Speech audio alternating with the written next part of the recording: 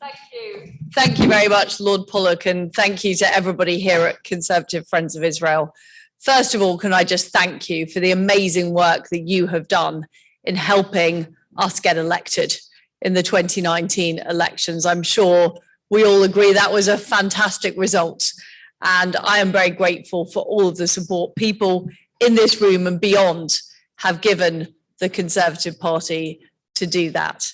And thank you very much. And I'm delighted to be involved with Conservative Friends of Israel in my role as Foreign Secretary. Before that, in my role as Trade Secretary, where I championed the UK-Israel deal, which is now underway and being negotiated.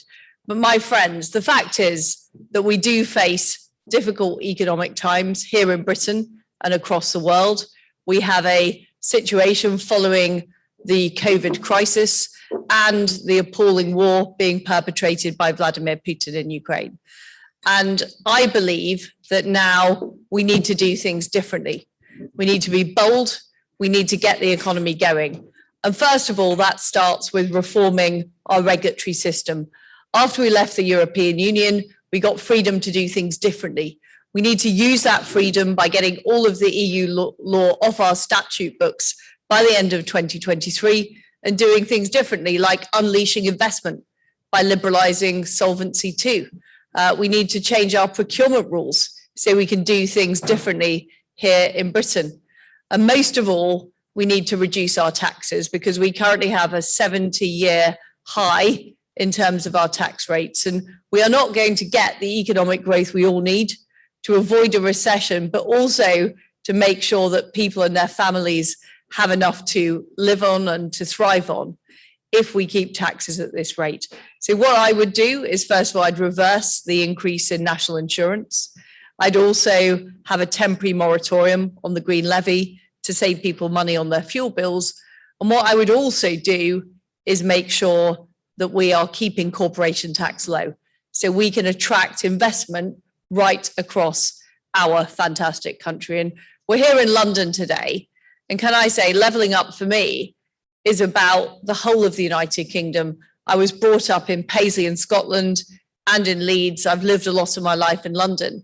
And we need everywhere to be successful. In particular, we need London to be successful because a successful London will mean more investment in the rest of our fantastic country. I did an event in the city on Friday. I spoke to investors. They're keen to invest more in manufacturing, but we do need to get those rules changed in order to do that. But as well as a very difficult domestic situation economically, and I do believe we can turbocharge Britain, I do believe we can get growth going, we face an appalling situation in Europe. You know, the first war we've seen in Europe for a generation, perpetrated by Vladimir Putin. And this is a time where our friends and partners are more important than ever before. Fellow democracies, fellow believers in liberty, fellow countries that believe in our way of doing things, in freedom, in free enterprise, and delivering for people in our country. And I think there is no greater friend of the United Kingdom than Israel. And Israel, as far as I see it, is a key part of the network of liberty we have been seeking to establish across the world. And I'm proud to have visited Israel, to have spent time with the Prime Minister, Yair Lapid, to have talked and signed a new strategic agreement between the United Kingdom and Israel to deepen our relationship in areas like security, in areas like the economy, but also working together in areas like science and technology, because that is how we are going to solve the problems of the future, is by creating that closer relationship with our key allies, of which Israel is absolutely crucial. I'm pleased that we're now negotiating a free trade deal that I got kicked off when I was at the Department of International Trade. And at the Foreign Office, what I have done is I've sought to change our position on quite a number of issues at the Human Rights Council. There are too many countries who try to do Israel down, who try and use the Human Rights Council as a way of leveling unwarranted criticism at Israel. And what I have done is I've stood up against those countries. I've occasionally stood up against advice from my own department and, various claims that Britain would be isolated. We weren't isolated. And in fact, other countries followed us in what we did. And I think I'm proud of the leadership the United Kingdom has shown. And I'm proud of the friendship we've shown to our very close allies, Israel. I think this is important, particularly at a time when, regrettably, anti-Semitism has been on the rise, both overseas and here in the United Kingdom. And I want people here to know that I would be absolutely resolute as Prime Minister in continuing to stand up for Israel, continuing to attack anti-Semitism, both here in the United Kingdom and around the world, and work with our friends and allies to do that at all times and taking every opportunity to do that. And the other thing that, well, there are many foreign policy issues that I'm sure you're aware that we are grappling with, but one of the key ones is Iran. We cannot allow Iran to gain a nuclear weapon. I'm absolutely clear about that. We have been pushing very hard with our allies to make sure that there is no possibility of that. We need to be tough on the talks that are currently taking place, and that is the stand I've taken, both in my public pronouncements, but also the work I'm doing with our European and American allies. Under my leadership, if I am selected as your Prime Minister, Israel will have no stauncher friend in the world. And that is a position that I very, very clearly take. And I hope people have seen that in both my role as Trade Secretary and my role as Foreign Secretary, that is what I've done. I don't just talk the talk, I do walk the walk. And I want to continue to deliver for the Jewish community here in the United Kingdom, but also for Israel and what it represents in the world, which is a true beacon of freedom and democracy. Thank you.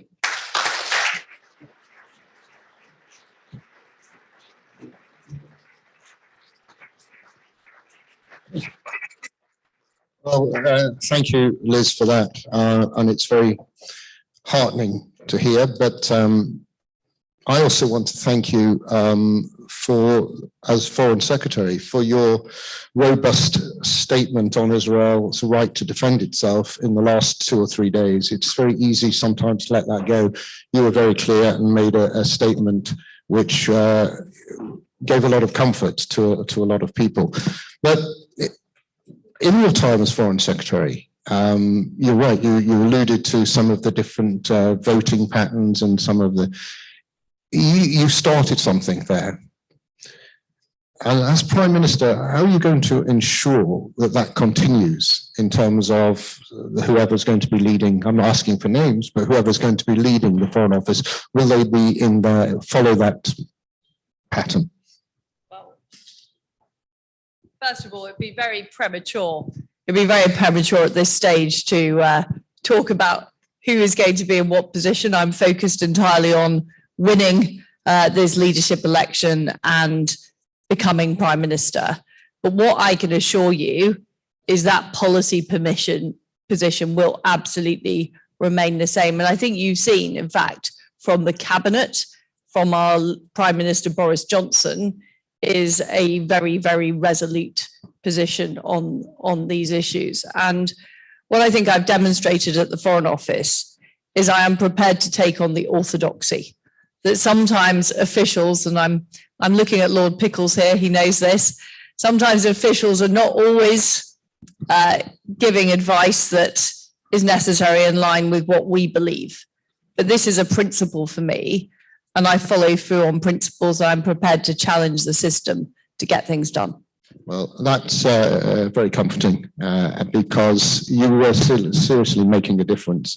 Veterans like Lord Pickles and I have been at this for a long time, found it extraordinarily refreshing in what you were doing there. But what do you think the UK can learn from Israel? Well, I think there's a huge amount the UK can learn from Israel. First of all, is the sheer level of innovation and fantastic technology in Israel. And I was struck by the mindset of many of the companies and people there creating new ideas, new ways of thinking. And it's that untrammeled belief that things can be better that I think we could do more of in the UK. I mean, we've got some fantastic entrepreneurs and businesses here, but we've also got some elements of Britain that like to see our best days behind us, who talk about decline. And you never hear that, or I've certainly never heard that in Israel. It's an incredibly positive attitude towards the future. And I think that's one thing that we can learn. And I hope through the trade deal that we're doing, I hope through the closer connections that we're building in areas like science and technology, which I think are incredibly important, that more of that culture is going to imbue itself into the British system. So I very much look forward to that. Well, thank you. Let me take you back to what you talked about Iran and a welcome statement. I mean, of course, whether Iran or gets a bomb or not is not necessarily in our hands, but we have to do, as you rightly say, anything we can. But your challenger for the position, Rishi, in his letter to the CFI, talked about possibly looking at the prescription of the IRGC. Now, I know when you're not in government, you can talk about these things, and when you are, so I'm giving you the get-out clause here. But the IRGC is the Iranian Revolutionary Guard Corps, of course, were the creators, the daddy of Hezbollah. Now, we rightly took a long time in this country, in your government, your own government, prescribed Hezbollah. It seems to be that the time has come to look at the parent body, the IRGC. Do you have a thoughts on that? Well, they certainly are a very concerning organisation, I think it's fair to say. And I had one of the things that we did dealing with Iran was, of course, securing the release of Nazanin and Anousheh from Iran after they had been unfairly detained for many, many years. And we had some very difficult dealings with the IRGC and the system in Iran. And I can assure you that I would be making sure we take a very tough stance. I'm not going to invent new foreign policy on the spot as Foreign Secretary, but I can assure you that we cannot allow Iran to succeed in their nuclear ambitions, and I am willing to do what it takes to stop that happening. Thank you. BDS. Now, you've come out quite strongly. There is legislation that is promised from the 2019 manifesto. Is that something you will see through? I will absolutely see it through, and I think we've just signed it off to go through. So it should be on its way very shortly. Brilliant. Look, we've talked about some difficulties. I want to also look positive. There's so much that Israel and the UK can do together. People don't necessarily appreciate the amount of cooperation that goes on from military, defence, and trade deals that we're talked about. How can we build on this? How can we make more of it? I know we have the trade deal in place, but the trade deal's got to be right, and I hope it is. Well, the trade deal, I think areas that it can go very far on are areas like agriculture. I think there's huge opportunity for us to do more with each other. Digital, where I've talked about the tech and innovation in both countries. I think that's a huge opportunity. But the security relationship needs to be deeper, and we need to do more. And I have very much pushed that at the Foreign Office. That is what the strategic partnership I signed with Yair Lapid was all about. And this is about following through. And part of it has been about changing the mindset of our bureaucracy and what we're prepared to do and the extent to which we're prepared to cooperate. But I've been very clear.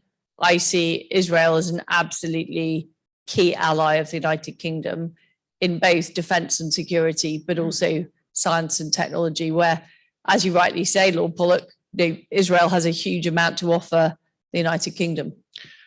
So I'm going to open up to the floor in a moment, but I just want to just refer to the Jewish community and your strong words on anti-Semitism are great. We're grateful for that. But there's one specific issue that I hope that we can count on your support. I mean, sadly, and it is sadly, the Home Office and the British government have over the last few years, given to the CST, the Community Security Trust, over £14 million to look after Jewish schools, Jewish institutions around the place. With you as Prime Minister, will you continue to have that as long as sadly we need it? Well, it's, as you rightly say, it's extremely sad that this funding is needed and that people are under threat. But I would certainly make sure we continue the funding and do all we can to stamp out anti-Semitism here in Britain. And, you know, we know the history of the Labour Party and the appalling things that went on, particularly under Jeremy Corbyn's leadership. And regrettably, those elements are still there in British society. And we have seen, you know, these incidents taking place. You know, I was horrified by what happened to the Israeli ambassador outside the London School of Economics. That was absolutely appalling and should not be happening in a society like Britain. So I'm afraid we do need to continue to spend that money until we stamp out this scourge. And my last point before I do open up, and people are beginning to indicate, and that again on to the positive. One of the things that, to my mind, after the last 30 years, that has been an incredible positive thing is the Abraham Accords. Israel sitting together with the UAE, with Bahrain, with Morocco, and more, and there will be more to come. Dare I say, I think this happened before you were Foreign Secretary, so I accept. I believe that the British response was not wholehearted and not wholesome at all. In fact, it was almost like we weren't at the table, and we should be with the Gulf. We've got better connections with the Gulf than the United States. But not only were we not at the table, I don't think we were in the same room or in the same city when this was going on.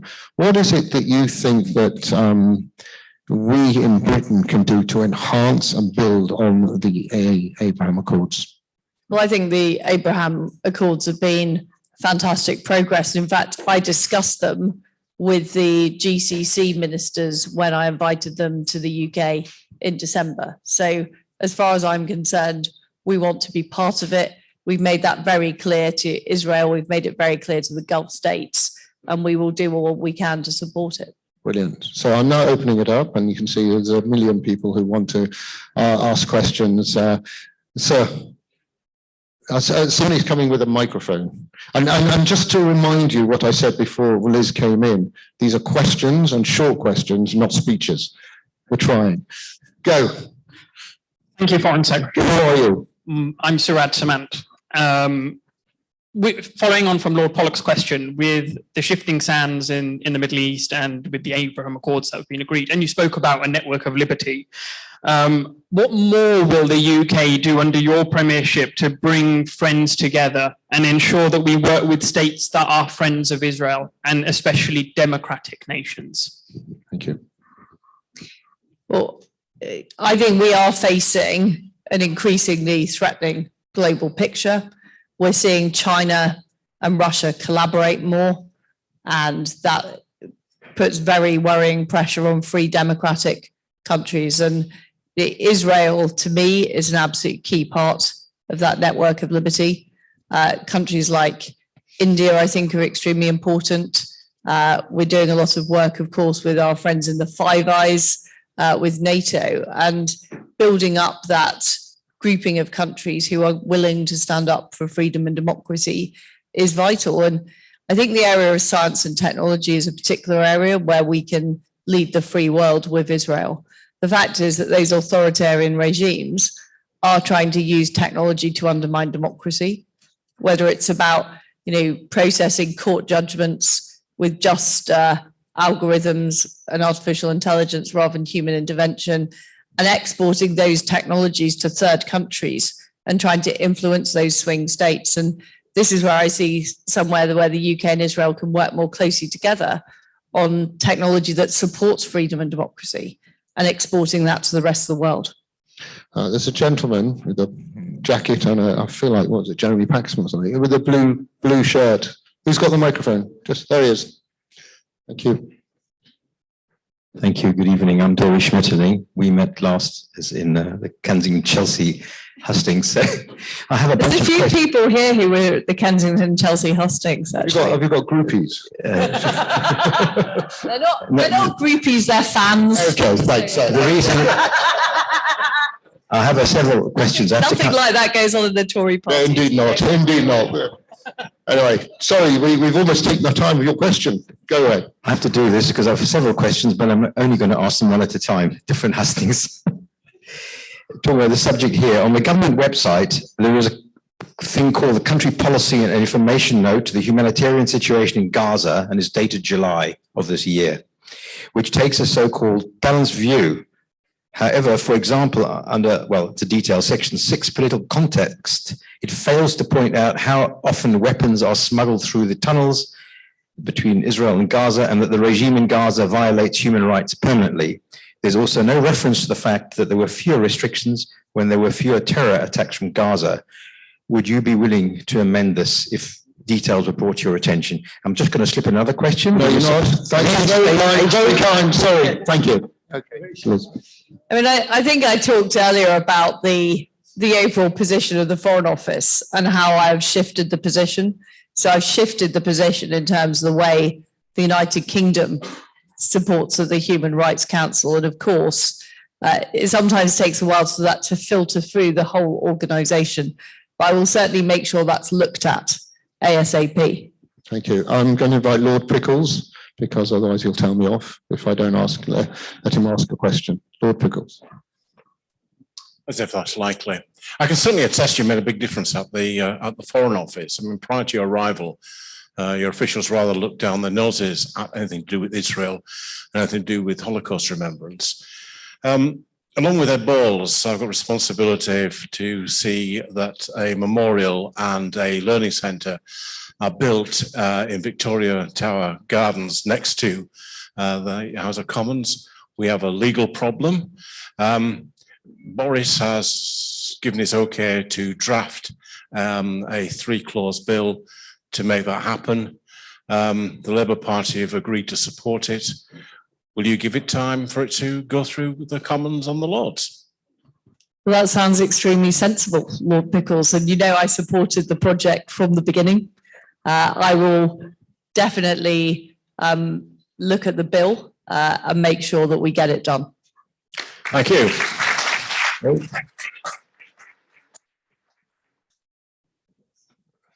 This lady at the front has been in my eye.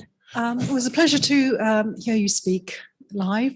My name's Elizabeth Jones from the Vauxhall constituency. I'm going to ask you, are you going to use your sumptuous majority to abolish the office of the Greater London Authority and London Mayor, as the great Margaret Thatcher did, as this government so successfully deposed the Bristol Mayor? Thank you. Tempting, very tempting. I do remember though what happened last time the GLC was abolished, which is it returned, but just in maybe even worse form. So, I mean, my view on London is Conservatives should not write off London. We can win London. And what we have to do is you're looking very skeptical, but what we have to do is be positive about the city and positive about the city's future. And that is the way we will win London.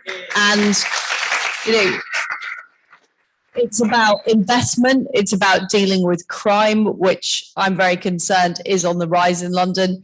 It's about legislating for minimum services on our railways to make sure militant unions can't hold up everyday commuters. And it's about, you know, bringing back the life and vibrancy to London after COVID. But I think with the right candidate, and I don't know if there's anybody in the audience today who fancies their chances as the next Mayor of London candidate, I believe we can win this city, and I just don't think we should write it off. John at the front. Yeah, John. Hi. John. Oh, sorry. Hi, my name is Nick Kareem. No, I said John. Oh, John. I Oh, did. sorry. I didn't say Nick. You can go next, Nick. I'm such a, anyway, John, off you go. John Smith. I'm going to go completely off-piste very quickly in 30 seconds. I was one of the people that started the English Premier League way back when. It's now become probably the biggest emotional export this country has, of 1.8 billion audience every weekend. And of course, we have the Ladies European Champions as well now. It's probably the biggest single audience in this country. And when it gets tough this winter, the one thing people will protect other than their heating and their eating is their viewing of their repository of their emotion, which is inside football. Will you, or what are your thoughts about how you would promote English sport, British sport, the English Premier League, and the fact that it is, if you do that successfully, that sporting audience, if you became Prime Minister, would probably deliver you a general election win. Thank you, John. Well, I'm a big supporter of the English Premier League. It's worth pointing out, though, that the team I support have just been booted out of it, Norwich City FC. Oh, right. I'm afraid they're back in the Championship again. You weren't a Leeds United, No. at one point, and then moved to No. Norwich. So you're No, Norwich City. I never. Oh, one I'm of those afraid yo- I never supported One of those Leeds. yo-yo clubs. Oh, you know. yeah, exactly. Yeah. But the Premier League is a massive asset. In fact, our footballing prowess is a massive asset. I was delighted to be there in the stadium watching the Lionesses. Even though it was during the Tory leadership election, the final 10 minutes of the Lionesses match was more nerve-wracking than any moment during this leadership election. It was a fantastic result. And, you're right. You're right. Although I'm not sure they will automatically vote Tory, but I think we should do it anyway. Thank you. Lady in yellow. Here, second row, Tanya. Good evening, Liz. I'm Kea from the Conservative Friends of NHS. And my question for you is, what is your opinion? What would you do for the NHS? More money, better management, or both? Thank you. So we have put more money into the NHS. And although I would reverse the national insurance increase, I would continue to spend the money. I would just get it out of general taxation, and we would still be able to start paying the debt down in 3 years' time. But what I'm hearing from people in the NHS is there are too many layers. There's not enough empowerment on the front line, and people are becoming demotivated. So what we urgently need to do, and if I was selected as Prime Minister, I would appoint a health secretary who would get this done, is empower the front line more, deal with the layers of management, and also sort out some of the long-standing issues like doctors' pensions, for example, which means a lot of doctors end up leaving the profession. The gentleman right in the corner on the back. Thank you. My name is Councillor Simcha Starmiger. I'm the Deputy of the Conservative Party. My question is, the government has made the neighbourhood forum for planning in order that the local people should be able to build. Hackney under Labour is the only place where the forum wasn't accepted. If you were to become Prime Minister, would you change the policy in the forum so that the government has a final word and not that the local council plays politics in it? Well, to be honest, I don't know the detail. Maybe you could explain a bit more about the situation in Hackney. Yeah, sure. I'll be quick. Okay, the government came out about 4 years ago where they made the neighbourhood forum, where the local people put forward the forum and they took charge of the local area. Now, because we're being punished because we vote Conservative. So the local people put together a forum where nearly 3,000 people signed they wanted to have that forum, and the Labour Council vetted it, and it didn't allow this forum to happen. So what's happened is the government had come up with a brilliant policy which allows planning to happen, but the local councillors. Thanks. We got it. I get it. Got Well, I think in extremis, I mean, one of the most successful redevelopment projects this country has ever had is the Docklands. And there was a deliberate decision taken that Tower Hamlets Council just wasn't performing. And, you know, Mrs. Thatcher and the then government got on with the Docklands Development Corporation. So I do think in extremis, the government should be prepared to take that kind of action. Okay. Alan Mendoza, Dr. Alan Mendoza. Well, yes. Well, thank you for name checking, Stuart. I'm the director of the Henry Jackson Society. And obviously one of the great powers and privileges of Prime Minister is to be on the world stage and to project if you like, the influence of a nation with you. Now, we obviously had the Network of Liberty speech, which was, of course, very important. But if there was to be one sort of idea that encapsulated your time as Prime Minister, should you get there, of course, what do you think a so-called trust doctrine might look like? Well, I think in my time as Foreign Secretary, I have outlined what I think the United Kingdom needs to do. And I believe that we need to work much more closely with our freedom-orientated and democratic allies to enhance our security and also our economic security. I think with respect to Russia, we became too dependent collectively on Russian oil and gas. I think there's a danger with China of becoming too dependent on China and losing key strategic industries, but also them being able to gain leverage over the free world. So my doctrine is a doctrine about deepening the relations between democratic free enterprise nations, of which Israel is obviously an important part, in order to make sure that those authoritarian regimes aren't able to expand their influence. And that's in a nutshell.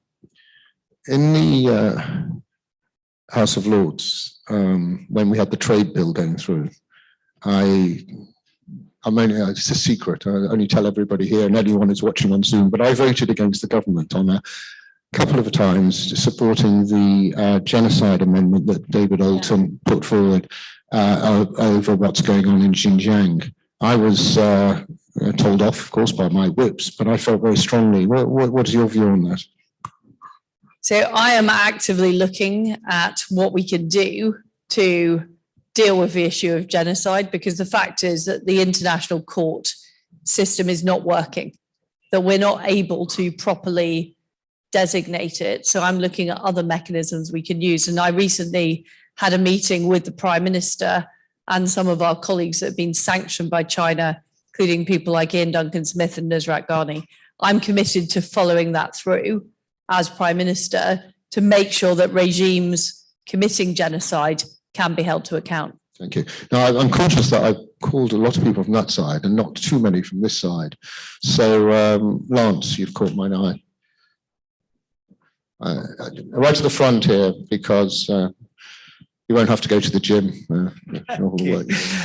Foreign Secretary, I'm not sure if you saw, about a week ago, there was a poll, a YouGov poll in the Telegraph, which said that 70% of Tory voters want to pause and review moves towards net zero.